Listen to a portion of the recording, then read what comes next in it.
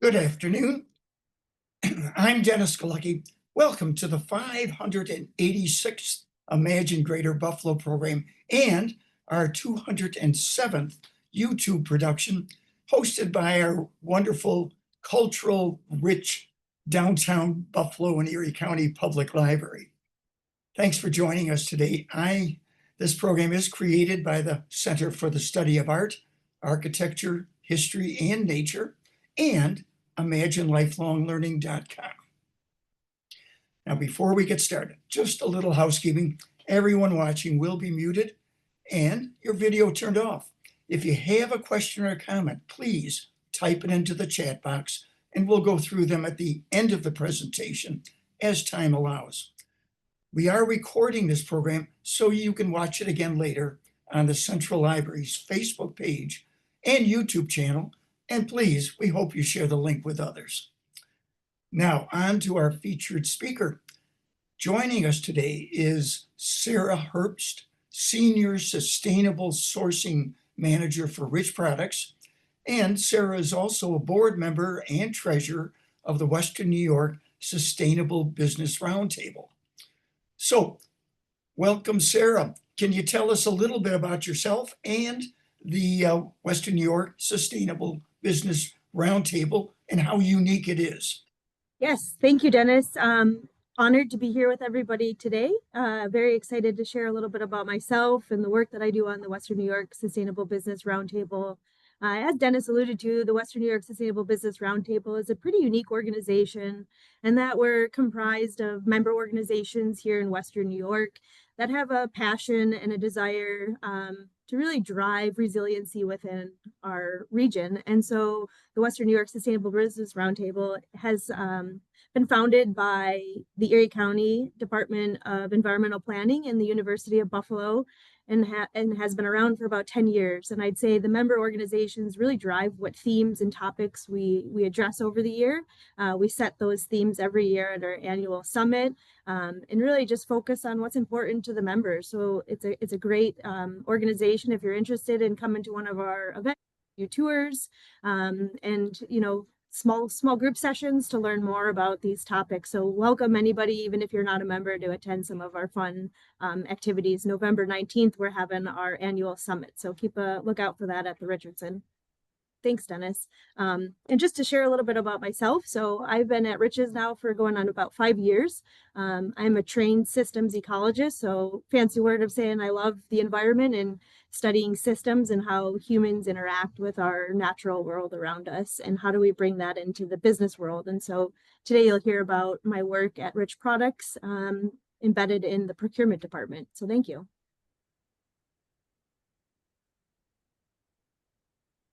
I'm guessing I'm ready to start sharing. Should I jump into the presentation? Yep, you can jump right in. Awesome. All right. One more.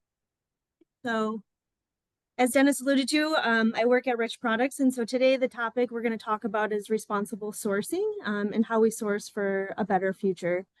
Just quickly to give a little context about Rich Products. So we're a family-owned business. We operate all over the world, right? We operate in 110 different countries. We have a little over 13,000 employees, and you can see some of the delicious products here up on the screen that we manufacture. Just a context, so we are located here in Western New York is our headquarters, but you can see we have facilities all over US and one right across the street over in Fort Erie. So why is sustainability so important, right? I think we can all start with the obvious, regardless of what industry or profession you're in, right? We want to see a world where we have clean water, clean air, the earth is inhabitable for all of humans and nature, right, to live together. But when this comes to the business, there is this challenge of setting an ambition level that actually aligns with business realities, right? So how do we constantly set priorities each year that make financial sense, but also help to achieve action on those priorities, whether it's clean air, reducing our climate footprint, supporting biodiversity, right? So as you can imagine, this is a real challenge to set kind of the expectations and the strategy. So at Riches, we've spent a lot of time in the last year to rebrand our sustainability program And we really call that now generations of good. And so we talk about our sustainability strategy in three pillars. The first, protecting our planet, growing together, and cultivating choices. And what I did here is I put purple stars next to the areas where my role really supports this broader generations of good strategy. And so generations of good strategy covers our entire footprint. So think of those 110 different countries. And when we talk about my role being embedded in procurement, how do we bring our total value chain along for the ride and kind of meeting those goals and targets we've set?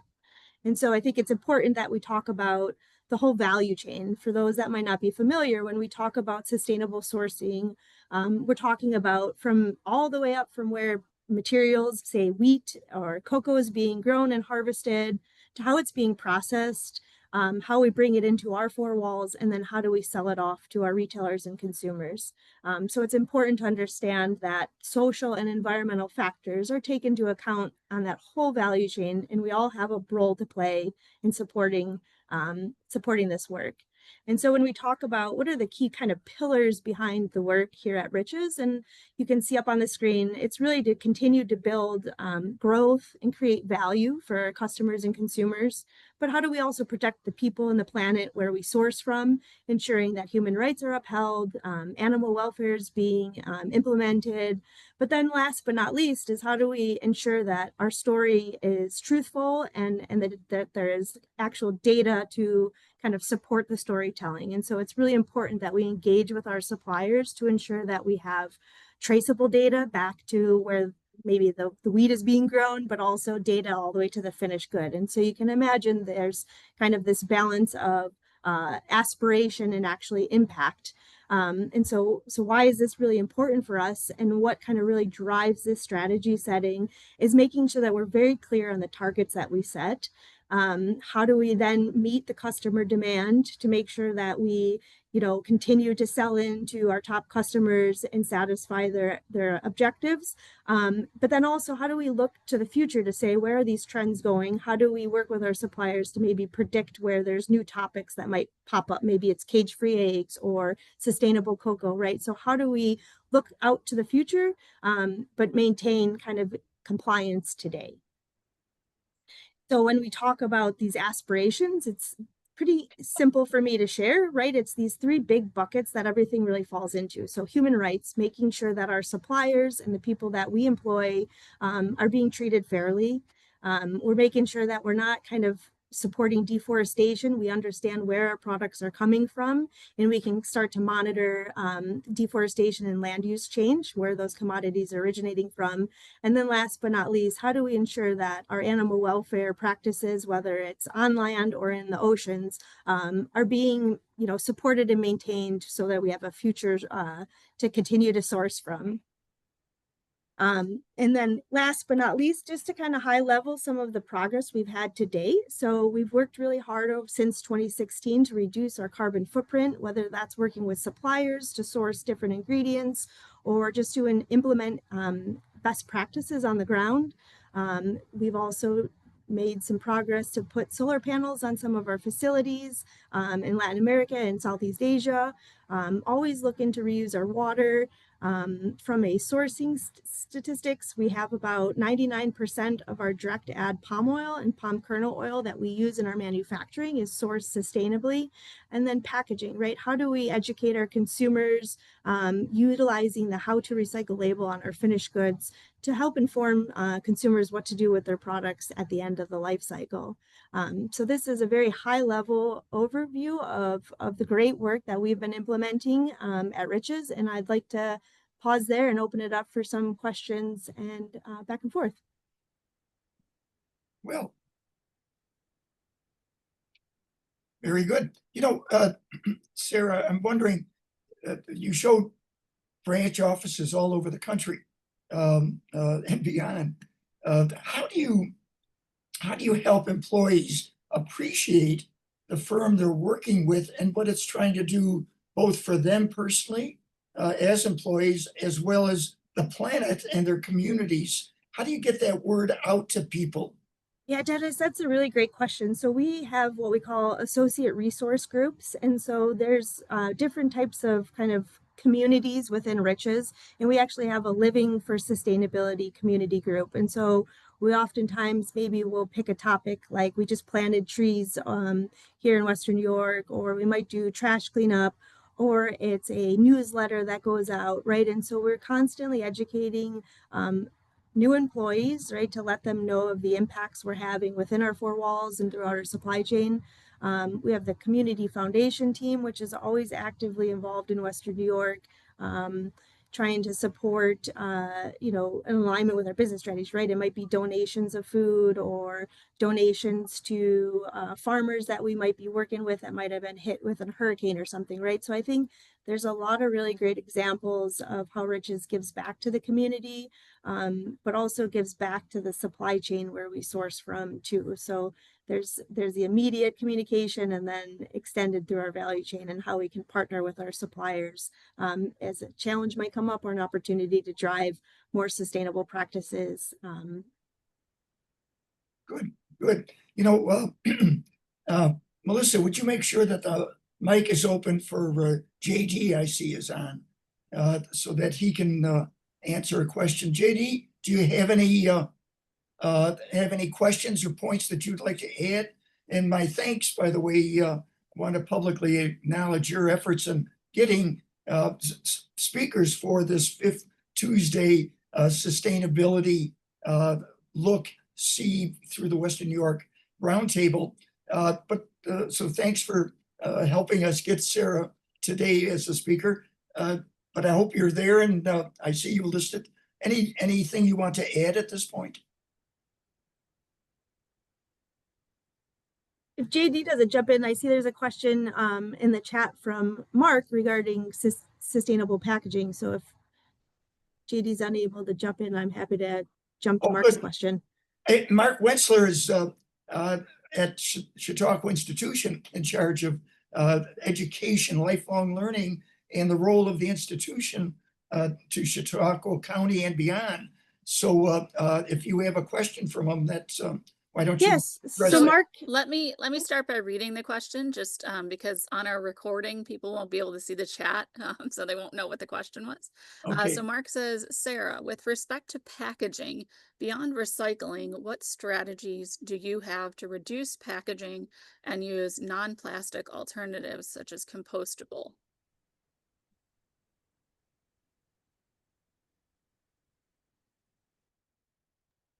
Sarah, you're muted. Sarah, you're on mute. There you go. You are. There you go. Okay, so to Mark's question, it's a really great question. I'd say not only does the customer have requirements to reduce kind of the gauge, so the thickness of our packaging, but also to get creative about using alternative to, like Mark's point, non-plastic. So are there opportunities to switch from a rigid plastic to maybe a fiber that is coated that we could put products in? I'd say also the big pressure here is adding recycled content to our packaging. So there's new regulation at the state level, which is called Extended Producer Responsibility, which is driving companies like Riches to get creative starting in 2026, right? There's certain limits of whether it's recycled content or innovative packaging solutions to remove single-use plastic from the stream. So Riches is actively partnering with our suppliers to understand what capabilities there are, understanding kind of the cost impact and kind of the structure to that packaging. But packaging is a growing area for us, especially because we're seeing state legislation come down that's driving this for us. So innovation, definitely, I'd say it's reducing the gauge and using more fiber over plastic where we can without kind of consequence to the structure of the product, excuse me. And JD is in the chat. He said he's having difficulty with his AV, but he said, I understand that Riches is a leader in sustainable business practices. Do you get the sense that Riches are kind of outliers, or are sustainable business practices becoming more common among big businesses?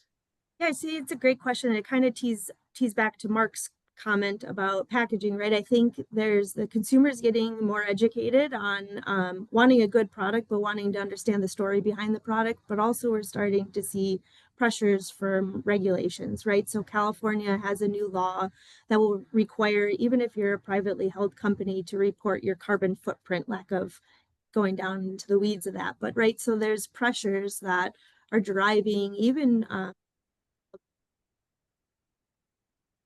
place, setting targets and actually proving that you have action in place behind those targets. So as much as Rich is leading and trying to lead, I'd say that it's no longer going to be an option as we start to go into 2026 with impending DAR or different climate laws that are hitting companies. In the Western New York Sustainable Business Roundtable is a really great space to have time to speak with your peers and understand these pressures. You know, as I alluded to on the front end, it's really hard to manage the conflicting priorities of a for-profit business. And so how do you set realistic ambition that makes sense, right? We can't boil the ocean. So picking priorities and actions that really help you achieve those kind of larger goals of clean air, clean water, you know, safe working practices, etc. So it's definitely a challenge to blend it all together and have a cohesive story. And I think that's the beauty of sustainability is challenges and different topics every day. So what I'm hearing is there's national concerns about sustainability, but there's state concerns also and goals and objectives. Certainly our governor locally homed here in Western New York is you know, trying to do leadership 30 by 30 program in terms of wild areas and natural areas. Is that what's governing Rich Products? Is that state versus just national thoughts? How do you balance those two? Sure, I'd say it's even international, right? So when you work for large retailers like a Walmart or a Costco, they're being held to even international laws, right? So there's like human rights laws, there's the European deforestation regulation that's coming down the path to compliance for 2027. So I'd say it's all sorts of different regulations, and it might even be the retailers' regulations. And so you have to marry that all together, and you pick the highest denominator, right? You're going to try and set your strategy to the most strict regulation, and then you work backwards from there. And so I think those are definitely the drivers for Riches, is we don't want to lose any business. We don't want to be found not compliant. And then from there, what's the value add of the story you can tell? And to Mark's point, right? Packaging is a great example of pressures from the extended producer responsibility, pressures from the retailers that we sell into, but it has a really great sustainability story. So sustainable packaging, not only the consumer can see it and feel it, but it also helps reduce our carbon footprint, right, as well. So it's finding those sweet spots of projects that make sense to maintain compliance, satisfy the customer, and hopefully attract more customers to your product because it looks good or it tastes good or it aligns with their values of a future generations maintaining, you know, existence. Well, I can't help but notice your 3-word byline right above your head as a backdrop. This is the for 16 years the Imagine Greater Buffalo story. So that word of imagination lives here. How does that play out as a somebody chose those words, and then that is a motto for Riches in the broader sense? How does that for product, for balance, all the competing areas that you've mentioned? How does that theme play out? If you could think to Sure. expand upon No, it. it's a great question, Dennis, and I think it goes back to your comment about how do we inform our employees, right? I think Riches does a really great job of using our associate resource groups to test product ideas, test views, right? For our ability to stay family owned and stay so successful, we always have to be our kind of our thumb on the pulse of like what flavors, what different age brackets really like different flavors, regions of the world. So Riches takes employee feedback very strongly. And so we allow these associate resource groups to really help with product innovation, which is actually really cool, right? You're gut checking what you're hearing, what your own employees feel. And I'd say for us to maintain kind of our business, we started with, a creamer that didn't need to be refrigerated, right? So we are all about innovation and kind of fixing or solving problems that the average consumer might have. So I think core to our business is innovation, and we tap into everybody within our four walls to bring forth ideas. No idea is bad, which is a really fun place to work, is that, creative problem solving, no kind of view is left out. So I'd say Rich is just all about innovation and listening to the people that are in the roles to see what are the challenges, what are the opportunities. So I'd say, it's core to our value here. It certainly seems it. And you've had great leadership. Mr. Rich Sr. and currently Mr. Rich Jr., have guided an international company, and to be headquartered here in Buffalo as such is a fairly unique circumstance. And I follow public companies. I was a retired investment advisor, and private companies another matter. Do you have any idea where you rank in terms of where Rich's ranks in the grand scheme of corporate size? So right now we're about a $5 billion company, which in the food and beverage space is nothing to really balk at. It's pretty large. I'd say that we have a 2030 kind of goal to double in size. So Rich's is very keen on maintaining family-owned, status, but doubling right by 2030. And really honored to say that sustainability or our generations of good is one of the 3 strategic pillars to get Rich's to that doubling in revenue. So what that tells us is our leadership really values the ROI behind sustainability and making sure that we can achieve that goal. So, I think we will continue to see generations of good work growing.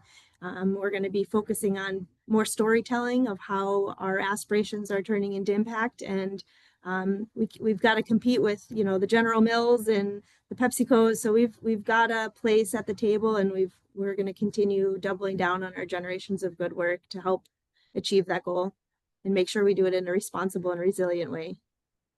Well, there's always controversy, always has been, always will be, but not much controversy about ROI, return on investment. That seems to focus the mind, and very few disagree with the concept that you better stay alive, you better make money to stay in business, so that you have employees, you have that growth potential, and you bring honor and respect to the community for all that you do. I mean, it's as simple as that. Melissa, any last minute questions that may have popped up that you want to? There was another question from JD. Apparently, congratulations on being appointed Vice President of the Sustainable Business Roundtable. We did not have that, I think, information beforehand. Can you talk a bit more about the annual meeting to be held in November? Yeah, so Western New York Sustainable Roundtable has a summit every year, and we have a keynote speaker, and we have several different breakout sessions throughout the day. It's a really great event for new beginners and more advanced, right? So think of 2 different streams of education, right? It could be your first time going to about sustainable business practices, or you might be a seasoned kind of vet, couple years, decade in, doesn't matter. We welcome all members and attendees to really dive deep into some of the topics of profit, clients, and reporting, but also talking on the people and the planet side. So a healthy mix of environmental topics and the people side of sustainability work. It's a full day event, and we'd love to have some new faces there, but it's a great summit to learn more and meet with some peers in the space that might even be from outside of Western New York. So that is the 19th of September. So right around the corner. That's September. November, excuse me. November. Oh, that's fine. Good. My apologies. 19th of November. Sarah, just bring it back one step. It's great to invite people. If they go on your website, who are members, people or corporations or both? Member organization. So it could be a university or a business. We do offer up like individual honorary members, but that's not very common. It's more of an organization, tied to an organization, because again, right, we're trying to drive the uptake of business practices in Western New York to drive resiliency and planning for the future. So it's definitely more geared towards businesses. But that doesn't mean that individuals cannot attend our events and just come as yourself. Good. Well, it's I invite people, just go online to just plug in Western New York, WNY SBR, and you'll pop up, and they can read more about it. And folks should ask their employers. I mean, literally, we want a sustainable planet, and why not really be active here in our community to give an example, literally a cross-border example with Canada, because you've got plants there right across the river. So that's going to be my hope and message to leave for people. Look into it. If companies have a vested interest in a sustainable community, and that's what the Imagine series, that's one of its goals, to imagine a healthy, wealthy, and sustainable community. So you're certainly doing your part, and congratulations for moving from treasurer to vice president yourself recently like that. So Melissa, unless you have anything else, we're going to wrap this up.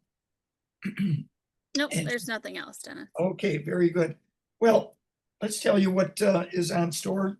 Thank you very much, Sarah. And folks, next week, Alan Davis from the Friends of Griffin Mills is going to talk about their Heritage Days. Now, last week, we were celebrating, we've been celebrating all year long, Erie Canal 200. And last week, we had Black Rock Historical Society talk about their special day that they had in August. And that's going on throughout the community. A lot of presentations. They've got speakers coming up. So check out the Black Rock Historical Society for a whole group of speakers here in October. There was nothing big, and yet there's plenty going on. And the big item, we launched just this past Wednesday, the Seneca Chief. It will be stopping at every major port along the road of the Erie Canal, along the Canalway, all the way to New York City, taking water from Lake Erie, dumping it in there, and then we'll bring back their water and have a ceremony back here. And I'm pleased to say that on December 9th, we'll have the folks from the Maritime Center who may help create, with the community's effort to create that Seneca Chief. They'll be presenting on the Imagine series, and they will be showing us a beautiful visual diary, if you will, of this journey that they're presently making to celebrate in a very big way, unique from Buffalo, the creation of the Seneca Chief and the sailing of that boat and the stories that they will accumulate and then present on this program on December 9th. We've also, as we enter US America 250, I'll mention in November, we're going to have our Buffalo Toronto public media program around Ken Burns's upcoming program on the revolution. And that should be interesting. So look for that in November. And plenty of other good things. We're going to continue looking at the Erie Canal, as well as beginning to think about America 250 for next year. So with that, come on back. Thank you for watching. Make sure you tell people about the catalog that is now being created at the downtown Buffalo and Erie County Public Library, the YouTube catalog that has well over 200 of these YouTube presentations. So I'm Dennis Galucki. Be well and good day.